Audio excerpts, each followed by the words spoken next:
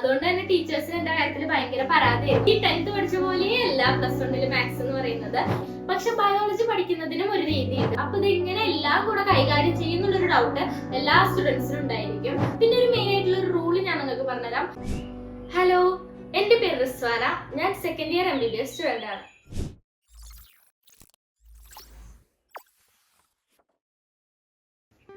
+1 +2 science tough ആയിരിക്കും എന്നുള്ളൊരു feel ഉണ്ടോ നിങ്ങൾക്ക് എല്ലാവർക്കും?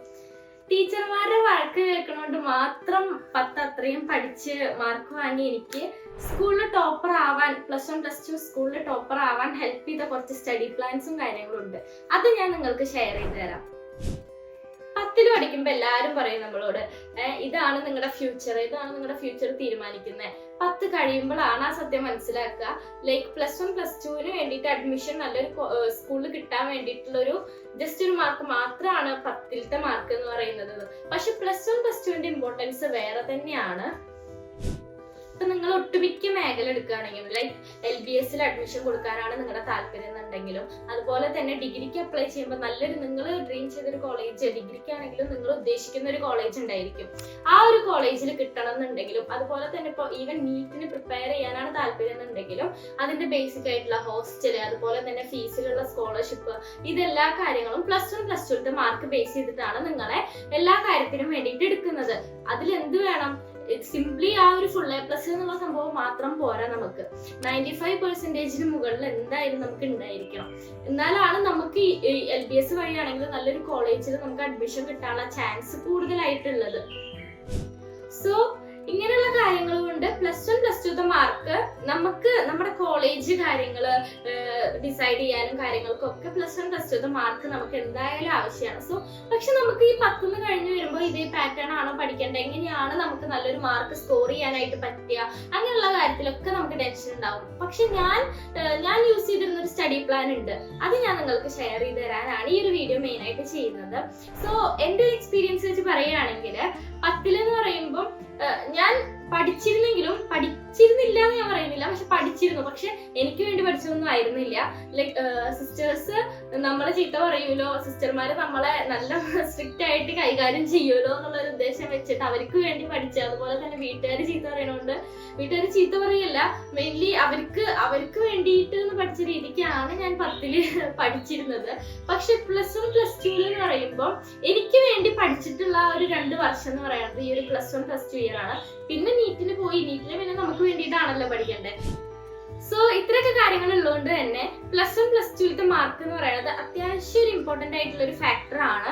നമ്മുടെ ഡിഗ്രിക്ക് വേണ്ട ആ ഒരു സ്റ്റെപ്പ് വെക്കാൻ വേണ്ടിയിട്ടുള്ള ഒരു സംഭവമാണ് ഈ ഒരു +1 +2 മാർക്ക് എന്ന് പറയുന്നത്. സോ ഇങ്ങനെ ഈ ഒരു 10th കഴിഞ്ഞിട്ടുള്ള ആ ഒരു ഇതില് നമുക്ക് എങ്ങനെയാ +1 +2 പഠിക്കേണ്ടത് എന്നുള്ള കാര്യത്തിൽ കൺഫ്യൂഷൻ ഉണ്ടായിരിക്കും. ഏത് രീതിക്ക് പഠിക്കണം, എങ്ങനെ ഈ ഒരു എങ്ങനെയുള്ള മെത്തേഡ് നമ്മൾ ഫോളോ ചെയ്യണം എന്നുള്ള ഒരു ഡൗട്ട് ഒക്കെ ഉണ്ടായിരിക്കും. ബട്ട് എനിക്കും ആദ്യമൊന്നും മനസ്സിലായിരുന്നില്ല എങ്ങനെയാണ് പഠിക്കേണ്ടത്. കുറച്ച് കഴിഞ്ഞതിന് ശേഷമാണ് ഓക്കെ ഈ ഒരു പ്ലാനിങ്ങിൽ പോയാലാണ് നമുക്ക് നല്ലൊരു മാർക്ക് സ്കോർ ചെയ്യാനായിട്ട് പറ്റുക. ആ ഒരു ഇൻട്രസ്റ്റും കാര്യങ്ങളൊക്കെ വന്നത് കുറച്ച് കഴിഞ്ഞതിന് ശേഷമാണ്. സോ തുടക്കത്തിൽ തന്നെ നിങ്ങൾക്ക് ഈ ഒരു പ്ലാൻ ഞാൻ പറഞ്ഞു തന്നാൽ അത് ഹെൽപ്ഫുൾ ആവുമെന്ന് എനിക്കൊരു കോൺഫിഡൻസ് ഉണ്ട്. ഫസ്റ്റ് ഇയറിന്റെ കാര്യം പറയുകയാണെങ്കിൽ എനിക്ക് കംപ്ലീറ്റ്ലി ഓൺലൈൻ ആയിരുന്നു. ഞാൻ +1 കൊറോണ ബാച്ച് ആയിരുന്നു. സോ ഫസ്റ്റ് ഇയറിന്റെ കാര്യം പറയുമ്പോൾ എനിക്ക് ഓൺലൈൻ ക്ലാസ് ആയിരുന്നു. തുടക്കത്തിലൊന്നും ഞാൻ പഠിച്ചിരുന്നേ ഇല്ല. പിന്നെയാണ് ഞാൻ പഠിക്കാൻ സ്റ്റാർട്ട് ചെയ്തത്. അതാണ് ഞാൻ പറഞ്ഞത്, തുടക്കത്തിൽ എനിക്ക് ഭയങ്കര കൺഫ്യൂഷൻ ആയിരുന്നു ഈ ഒരു പഠിക്കേണ്ട കാര്യത്തിൽ. പിന്നെയാണ് ഞാൻ മെല്ലെ മെല്ലെ ഇഷ്ടപ്പെട്ട് പഠിക്കാൻ തുടങ്ങിയത്. അപ്പൊ നിങ്ങൾക്കിപ്പം എന്തായാലും ക്ലാസ്സസ് ഓഫ്ലൈൻ ആയിരിക്കും. അപ്പൊ തുടക്കത്തിൽ തന്നെ നമുക്ക് പഠിക്കാനായിട്ട് പറ്റിയെന്ന് വരില്ല. ആ ഒരു അറ്റ്മോസ്ഫിയറും കാര്യങ്ങളും, പുതിയ സ്കൂള് ചിലപ്പോൾ ദൂരം ഉണ്ടായിരിക്കും. അപ്പൊ മാക്സിമം അടുത്തുള്ള സ്കൂള് നോക്കുക. എനിക്കിത് പറയുന്നതിന് മെയിൻ ആയിട്ടുള്ള റീസൺ നമ്മൾ ഭയങ്കര ടയേർഡ് ആവും. ഇപ്പൊ നമുക്ക് തോന്നും ദൂരെയുള്ള സ്കൂള്, ഫ്രണ്ട്സിന്റെ കൂടെ ദൂരേക്ക് പോകുന്നു വരുന്നു, അതൊക്കെ നല്ല രസമായിട്ട് നമുക്ക് ഇപ്പൊ തോന്നും. ഒരു 2 വീക്ക് കഴിയുമ്പോഴാണ് മനസ്സിലാവുക അത്രയും ദൂരം പോയി വരേണ്ട ആ ഒരു ബുദ്ധിമുട്ടും. അത് കഴിഞ്ഞ് വന്ന് പഠിക്കാൻ നമുക്ക് തീരെ ടൈം കിട്ടില്ല. കാരണം ഭയങ്കര ടയേർഡ് ആവും. കുറച്ചേരം ഉറങ്ങാതെ നമുക്ക് പഠിക്കാൻ എന്തായാലും പറ്റില്ല. അങ്ങനെയൊക്കെയുള്ള ഇഷ്യൂസ് വരും. സോ മാക്സിമം അടുത്തുള്ള സ്കൂൾസ് കിട്ടുകയാണെന്നുണ്ടെങ്കിൽ അത് നോക്കാന്നേ ഞാൻ പറയുള്ളൂ. എൻ്റെ ഒരു പേഴ്സണൽ ഒപ്പീനിയൻ ആണത്. സോ ഫസ്റ്റ് ഇയറിന്റെ കാര്യം തുടക്കത്തിൽ തന്നെ ഓരോ സബ്ജക്ട് വൈസ് ഞാൻ പറഞ്ഞുതരാം.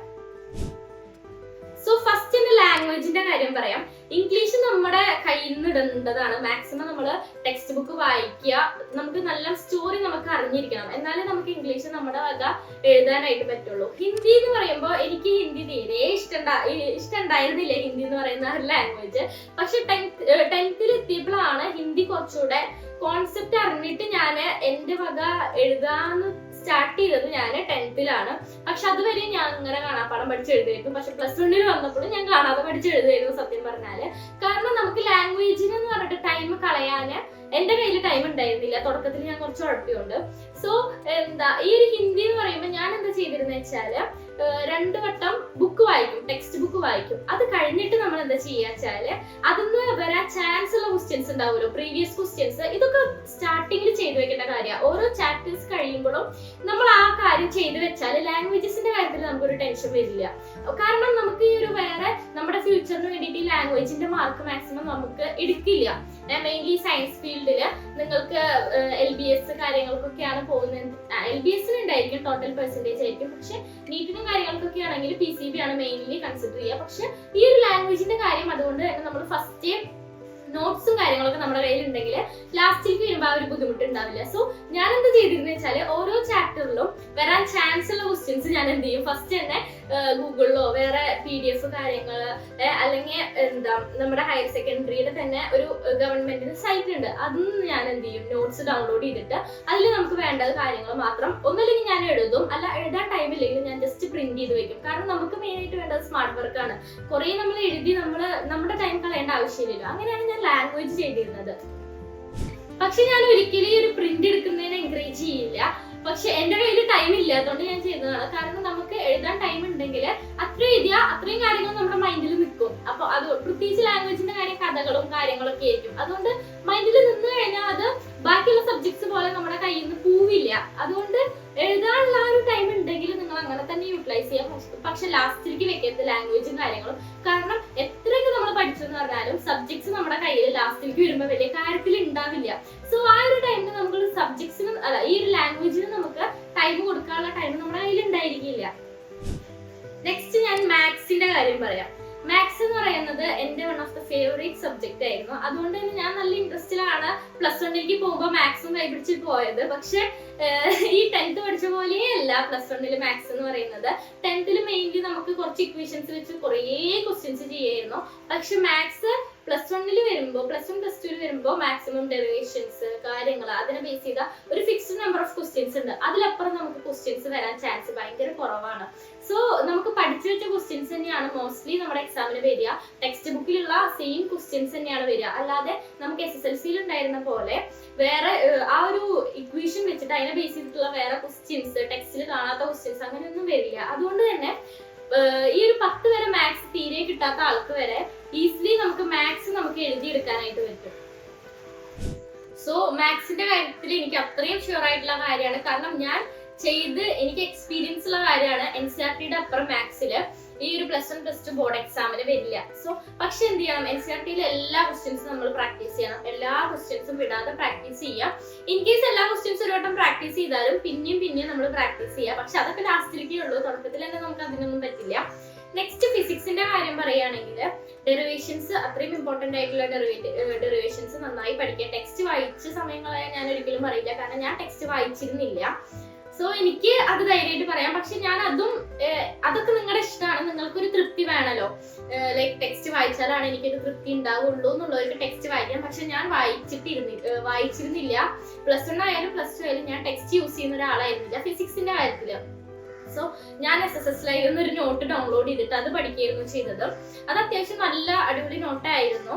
അപ്പം അതിൽ തന്നെ എല്ലാ ഡെറിവേഷൻസും കാര്യങ്ങളൊക്കെ ഉണ്ടായിരുന്നു. സോ അത്രയും ഇമ്പോർട്ടന്റ് ആയിട്ടുള്ള ഡെറിവേഷൻസ് മറക്കാതെ പഠിച്ചു വെക്കുക. കാരണം ഫിസിക്സിൽ മെയിൻലി ഫസ്റ്റ് അങ്ങനെ ആ ഒരു ലോ ബേസ് ചെയ്തിട്ടുള്ള എന്തെങ്കിലും 1 വേർഡ് ഫസ്റ്റ് ചോദിക്കും, പിന്നെ അതിനെ ബേസ് ചെയ്തിട്ടുള്ള ഡെറിവേഷൻ ചോദിക്കും, അതിനെ ബേസ് ചെയ്തിട്ടുള്ള അപ്ലിക്കേഷൻസ് ചോദിക്കും. ഇങ്ങനെയാണ് ബോർഡ് എക്സാമിന് മെയിൻലി വരുന്നത്.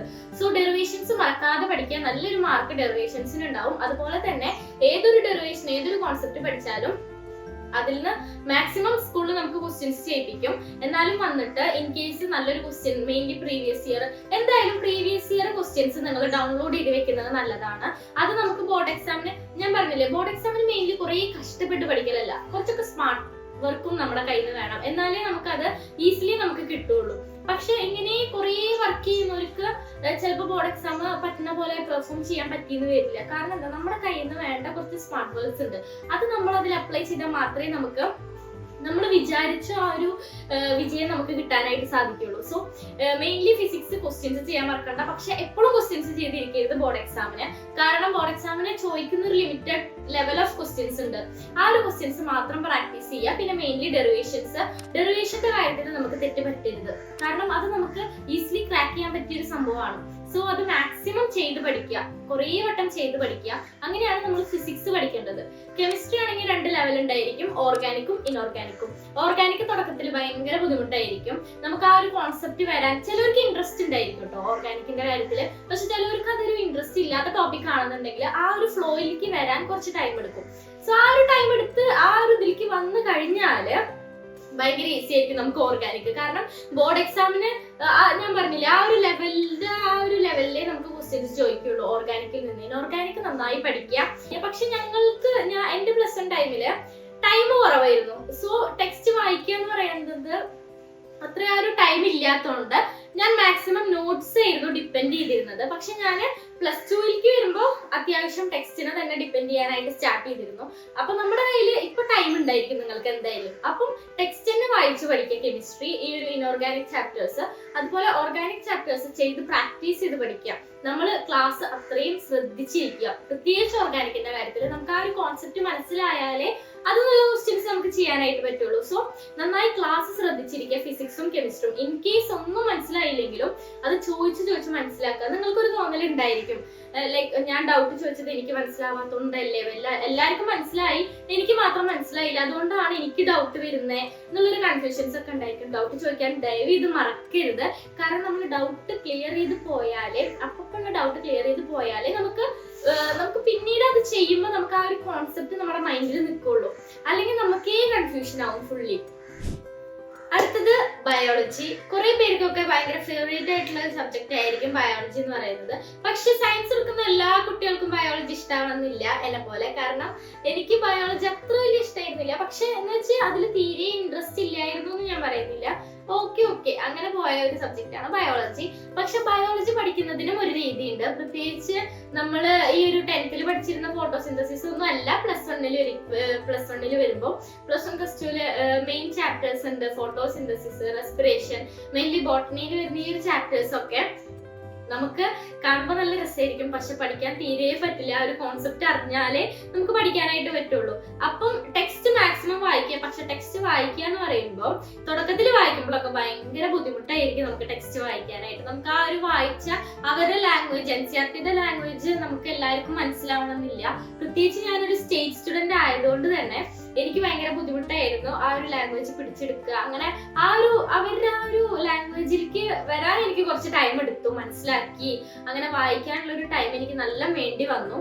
സോ തുടക്കത്തിൽ തന്നെ ബയോളജി ടെക്സ്റ്റ് വായിച്ച് ശീലിക്കുക. ഇല്ല അത്രയും നിങ്ങൾക്ക് ബുദ്ധിമുട്ടാണെന്നുണ്ടെങ്കിൽ ഡോണ്ട് ഗോ ഫോർ ടെക്സ്റ്റ്. കാരണം നമുക്ക് അതിനായിട്ട് ടൈം കളയാനേക്കാൾ നല്ലത് നല്ല നോട്ട്സ് വല്ലതും ഡൗൺലോഡ് ചെയ്ത് പഠിക്കുക തന്നെയാണ്. മെയിൻലി ഇത് ഞാൻ പറയുന്നത് ബോർഡ് എക്സാമിന് ഫോക്കസ് ചെയ്യുന്ന കുട്ടികളാണ്.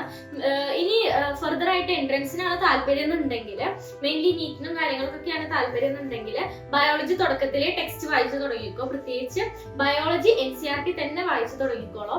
ഇല്ല ബോർഡ് എക്സാം മാത്രമാണ് നിങ്ങളുടെ ഫോക്കസ് എന്നുണ്ടെങ്കിൽ നോട്ട്സ് വായിച്ചാലും മതി. ഞാൻ പ്ലസ് 1 എന്റെ ടീച്ചറുടെ നോട്ട്സ് ആയിരുന്നു ഞാൻ വായിച്ചിരുന്നത്. പ്ലസ് 2 പിന്നെ ടെക്സ്റ്റ് ഡിപ്പെൻഡ് ചെയ്യാനായിട്ട് തുടങ്ങിയത്. ഇനി നമുക്കുള്ള ഒരു മെയിൻ കൺഫ്യൂഷൻ ഉണ്ട്. ഇത്രയും ഇൻഡിവിജ്വലി നിങ്ങൾക്ക് പറയാനായിട്ട് സാധിക്കും. പക്ഷെ ഈ എല്ലാ ചാപ്റ്റേഴ്സും കൂടെ വരുമ്പോൾ എല്ലാം പഠിക്കേണ്ടത് ഞാൻ തന്നെയാണ്. അപ്പൊ ഇതെങ്ങനെ എല്ലാം കൂടെ കൈകാര്യം ചെയ്യുന്നുള്ളൊരു ഡൗട്ട് എല്ലാ സ്റ്റുഡൻസിനും ഉണ്ടായിരിക്കും. സോ അങ്ങനെയുള്ളത് ഞാൻ ഒരു കാര്യം പറയാം. തുടക്കത്തിൽ തന്നെ നമ്മൾ എല്ലാം അങ്ങോട്ട് പഠിക്കുന്നുള്ളൊരു മൈൻഡ് സെറ്റ് വേണ്ട. കാരണം അത് എല്ലാവർക്കും നടക്കണമെന്നില്ല. പക്ഷെ നടത്തുന്ന കുട്ടികളുണ്ടായിരിക്കും. പക്ഷെ ഞാൻ അങ്ങനെയുള്ള ഒരു കുട്ടിയായിരുന്നില്ല. ഞാൻ മെല്ലെ ഇമ്പ്രൂവ് ആയ ഒരു കുട്ടിയായിരുന്നു. സോ എന്റെ കാര്യം പറയുകയാണെങ്കിൽ തുടക്കത്തിൽ തന്നെ നമ്മൾ കുറച്ച് ടൈം കൊടുക്കുക നിങ്ങൾക്ക് തന്നെ. ഓക്കെ 10th വന്നു, ഇനി വേറൊരു പാറ്റേൺ ഓഫ് സ്റ്റഡിയിങ് ആണ്. എന്നാൽ നമ്മൾ നന്നായി എൻജോയ് ചെയ്ത് പഠിക്കുക പഠിക്കാനും പറ്റും പ്ലസ് 1 പ്ലസ് 2 കേട്ടോ. അപ്പോൾ തുടക്കത്തിൽ തന്നെ കുറച്ച് ടൈം കൊടുത്ത് മെല്ലെ മെല്ലെ ഓരോ ക്വസ്റ്റ്യൻസ് ചെയ്യുന്നു.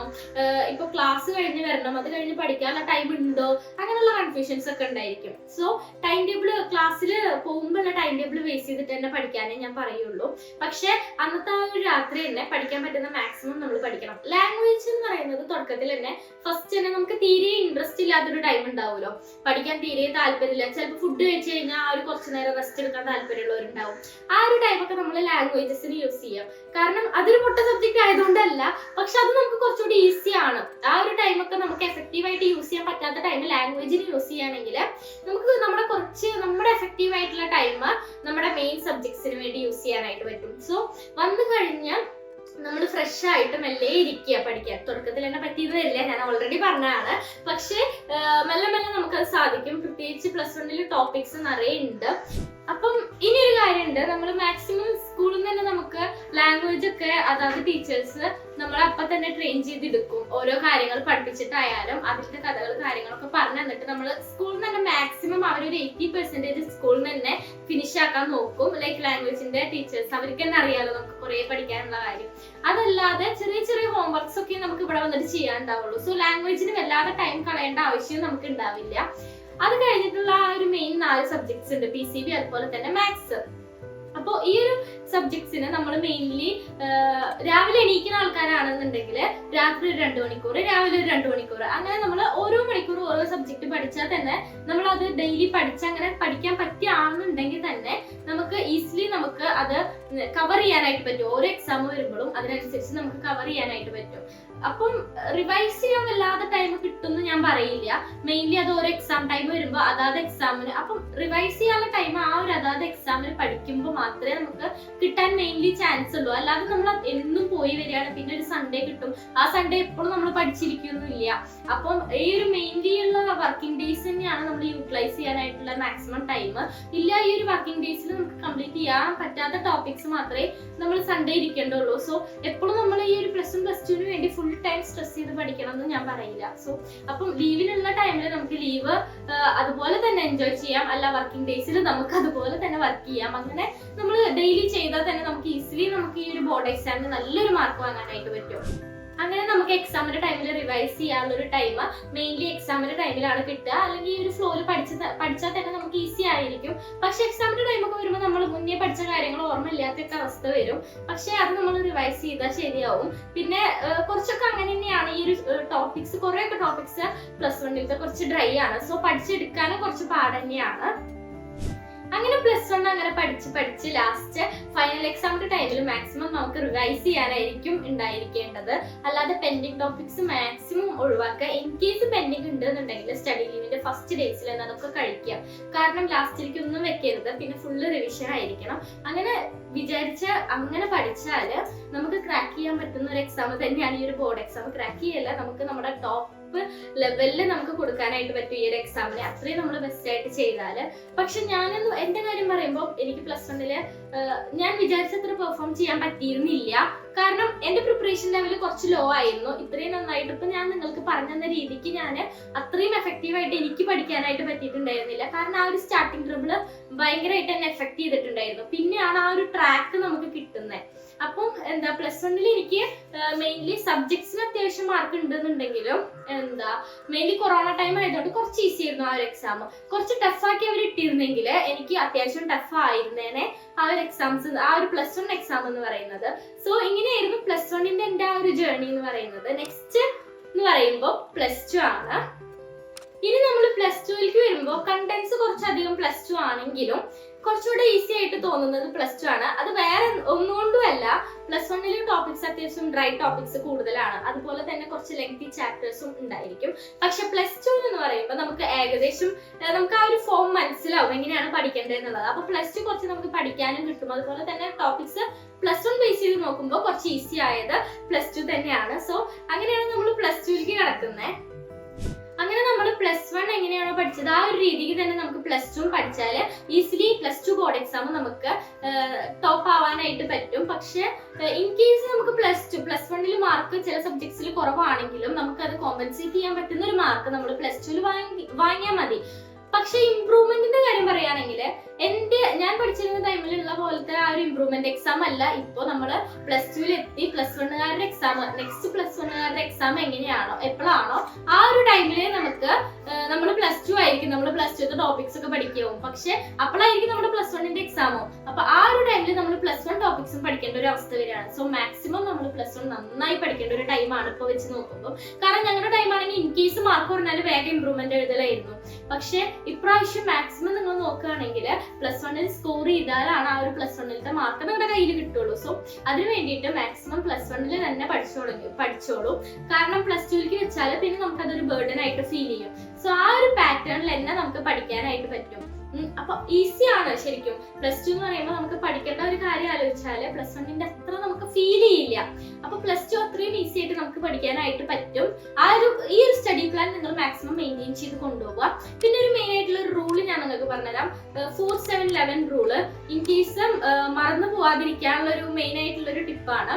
ലൈക്ക് ഫസ്റ്റത്തെ ദിവസം പഠിച്ച കാര്യങ്ങൾ ഒരു 4 ദിവസം കഴിഞ്ഞിട്ട് ഒന്നുകൂടെ ഒന്ന് വായിക്കുക. ജസ്റ്റ് ഒരു ഗോ ത്രൂ ഇറ്റ്. അങ്ങനെ ആ ഒരു ജസ്റ്റ് 1 ടൈം വായിക്കുക. അത് കഴിഞ്ഞ ഒരു 7th ഡേ വായിക്കുക, അങ്ങനെ ഒരു 11th ഡേ വായിക്കുക. അങ്ങനെ വായിച്ചാല് നമുക്ക് മൈൻഡിൽ കുറച്ചുകൂടെ സ്റ്റക്കായി നിൽക്കാനായിട്ട് ഹെൽപ്പ് ചെയ്യും. പക്ഷെ ഇത് എത്രത്തോളം നിങ്ങൾക്ക് അപ്ലിക്കബിൾ ആണോ എന്നുള്ള കാര്യത്തിൽ എനിക്ക് ഡൗട്ടാണ്. കാരണം ക്ലാസ്സും കാര്യങ്ങളും എല്ലാം ഉണ്ട്. അതിന്റെ കൂടെ ഇത് മെയിൻറ്റെയിൻ ചെയ്ത് പോവലും കുറച്ച് മെനക്കെടിയാണ്. പക്ഷെ നിങ്ങൾ ട്രൈ ചെയ്തിട്ട് അത് എഫക്റ്റീവ് ആണെങ്കിൽ ഒന്ന് കമന്റിൽ അറിയിക്കണം.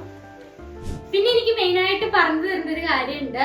നിങ്ങളിപ്പോ ഈവൻ ഒരു ഏവറേജ് സ്റ്റുഡന്റ് ആണ്, നിങ്ങൾക്ക് പഠിക്കാനുള്ള ഒരു കോൺഫിഡൻസ് ഒന്നും ഇല്ലാത്തൊരു കുട്ടിയാണെന്നുണ്ടെങ്കിലും ഈ ഒരു സ്റ്റഡി പ്ലാൻ നിങ്ങൾ ഫോളോ ചെയ്താൽ നിങ്ങൾക്ക് ഉറപ്പായിട്ടും കിട്ടും. കാരണം ഞാൻ അങ്ങനത്തെ ഒരു സ്റ്റുഡന്റ് ആയിരുന്നു. എന്റെ ആ ഒരു +1-+2 ലൈഫ് എന്ന് പറയുന്നത് ഒരു ടീച്ചേഴ്സിന് എന്നെ അറിയുന്നുണ്ടായിരുന്നില്ല സത്യം പറഞ്ഞാല്. കാരണം അത്രയും ഒരു സൈലന്റ് ആയിട്ട് പുറകോട്ട് നിന്ന ഒരു കുട്ടിയായിരുന്നു ഞാന്. പിന്നെയാണ് ആ ഒരു ഇൻട്രസ്റ്റ് വന്ന് പഠിക്കാൻ സ്റ്റാർട്ട് ചെയ്തത്. പ്രത്യേകിച്ച് +1ല് കൊറോണ ടൈം ആയതുകൊണ്ട് തന്നെ ശ്രദ്ധിച്ചിരുന്നില്ല ഞങ്ങളെയൊന്നും. പേഴ്സണലി ഞങ്ങൾ അറിയുന്നുണ്ടായിരുന്നില്ല. പക്ഷെ നമ്മൾ ഗൂഗിൾ മീറ്റ് കാര്യങ്ങൾ ക്ലാസ്സിൽ വരുമ്പോൾ വിളിക്കാന്നല്ലാതെ നമ്മൾ ആൻസേഴ്സ് വിളിച്ച് പറയാം അങ്ങനത്തെ ഒരു സ്വഭാവമുള്ള ഒരാളൊന്നും ആയിരുന്നില്ല ഞാൻ. എനിക്ക് അങ്ങനെ വിളിച്ചു പറയാൻ അറിയുന്നുണ്ടായിരുന്നില്ല. പിന്നെ ആ ഒരു ഇൻട്രസ്റ്റിൽ ഞാൻ തന്നെ പഠിക്കായിരുന്നു. എനിക്ക് തന്നെ ആ ഒരു ഇൻട്രസ്റ്റ് വന്ന് പഠിക്കാൻ സ്റ്റാർട്ട് ചെയ്യുന്നു. പിന്നെ +2 പറയുകയാണെങ്കിൽ ഞാൻ വല്ലാതെ സ്കൂളിൽ പോയിട്ട് പഠിക്കുന്ന ഒരു കുട്ടിയൊന്നും ആയിരുന്നില്ല. ഞാൻ മാക്സിമം ഓഫ് എടുക്കും. അതുകൊണ്ട് തന്നെ ടീച്ചേഴ്സിന് എന്റെ കാര്യത്തിൽ ഭയങ്കര പരാതിയായിരുന്നു. പക്ഷെ നിങ്ങൾ അങ്ങനെ ആവരുത്. മാക്സിമം സ്കൂളിൽ പോയി അവിടുന്ന് ഗെയിൻ ചെയ്യാൻ പറ്റുന്ന നോളജ് എല്ലാം ഗെയിൻ ചെയ്തിട്ട് വരിക. അങ്ങനെ ഇരുന്ന് പഠിക്കാം. കാരണം എനിക്ക് കുറെ ടൈം എടുത്തിട്ട് വേണം മൈൻഡിൽ എന്തെങ്കിലും സ്റ്റക്ക് ആവാന്. കാരണം ഞാൻ +1 അങ്ങനെയാണ് പഠിച്ചത്. കുറെ ടൈം എടുത്ത് ക്ലാസ് കണ്ടിട്ടായിരുന്നു, വീട്ടിലായിരുന്നല്ലോ. തുടക്കത്തില് കുറെ ടൈം എടുത്തിട്ടുണ്ട് ആ ഒരു ഫ്ലോക്ക് എത്താൻ വേണ്ടിയിട്ട്. അതുകൊണ്ട് +2 പെട്ടെന്ന് ഈ ഒരു മണിക്കൂറിൽ ക്ലാസ് എടുക്കുക എന്നൊക്കെ പറയുമ്പോൾ അങ്ങനെ കണ്ടിന്യൂസ് ക്ലാസ്സസ് ഒന്നും എനിക്ക് അത്ര പറ്റിയിരുന്നില്ല. പക്ഷെ ഇവരൊക്കെ എന്നെ നോട്ട് ചെയ്യണത് റിസൾട്ട് വന്നിട്ട് ആ ഒരു സ്കൂളിലെ സയൻസിന് ഞാനാണ് ടോപ്പ് എന്ന് അറിഞ്ഞപ്പോഴാണ് എല്ലാവരും എന്നെ ശ്രദ്ധിച്ചത്. കാരണം അത്ര പോലും ആരും ഞാൻ വരെ എക്സ്പെക്ട് ചെയ്യാത്തൊരു മാർക്കായിരുന്നു. പക്ഷെ ഞാൻ എന്റെ 100% ഞാൻ ആ ഒരു +1-+2 ടൈമിൽ ഇട്ടിട്ടുണ്ടായിരുന്നു. +1 ഹാഫ് തൊട്ടിട്ടാണ് മെയിൻലി സ്റ്റാർട്ട് ചെയ്തത്. പക്ഷെ ആ ഒരു അത്രയും ടൈമിൽ ഞാൻ എന്റെ മാക്സിമം കൊടുത്തിട്ടാണ് ഞാൻ പഠിച്ചത്. പിന്നെ മെയിൻലി നിങ്ങൾ അതിന്റെ കൂടെ തന്നെ പ്രാർത്ഥനയും ഉണ്ടായിരിക്കുക. അങ്ങനെ പ്രാർത്ഥിച്ചു പോയാലാണ് നമുക്കൊരു വിശ്വാസം ഉണ്ടാവുമല്ലോ. അതിനനുസരിച്ചിട്ട് പോവുക, അതുപോലെ തന്നെ പഠിക്കുക. നമുക്ക് കിട്ടും, ഉറപ്പാണ്. നമ്മൾ വിചാരിച്ച ഒരു പൊസിഷനിലേക്ക് എത്താനായിട്ട് നമുക്ക് പറ്റും. അത് എത്രയൊക്കെ പഠിക്കാൻ പറ്റാത്ത കുട്ടിയാണെങ്കിലും, എത്രയൊക്കെ ഞാൻ ഇങ്ങനെയായിരുന്നില്ല, എനിക്ക് അത്ര പഠിക്കാൻ കഴിവില്ല എന്ന് വിചാരിച്ചിരിക്കുന്ന കുട്ടിയാണെങ്കിലും നിങ്ങൾക്ക് എല്ലാം ഈസിലി പറ്റുന്ന ആ ഒരു 2 വർഷമാണ് ഈ ഒരു +1-+2 എന്ന് പറയുന്നത്. പക്ഷെ നിങ്ങൾ നല്ല ഹാർഡ് വർക്ക് ചെയ്യണം. ഓക്കെ, ഇത്രയാണ് മെയിൻലി എനിക്ക് ഈ ഒരു പറയാനുള്ളത്. നിങ്ങൾക്ക് കറക്റ്റ് ആ ഒരു മെത്തേഡ് നിങ്ങൾക്ക് മനസ്സിലാക്കാൻ പറ്റിയെന്നുള്ളതിൽ എനിക്കൊരു വിശ്വാസം ഉണ്ട്. ഇൻ കേസ് എന്തെങ്കിലും ഡൗട്ടും കാര്യങ്ങളും ഉണ്ടെങ്കിൽ കമന്റിൽ അറിയിക്കുക. പിന്നെ വീഡിയോ ഇഷ്ടമായെങ്കിൽ ലൈക്ക് ചെയ്യുക, സബ്സ്ക്രൈബ് ചെയ്യുക. അത്രേ ഉള്ളൂ. ബൈ.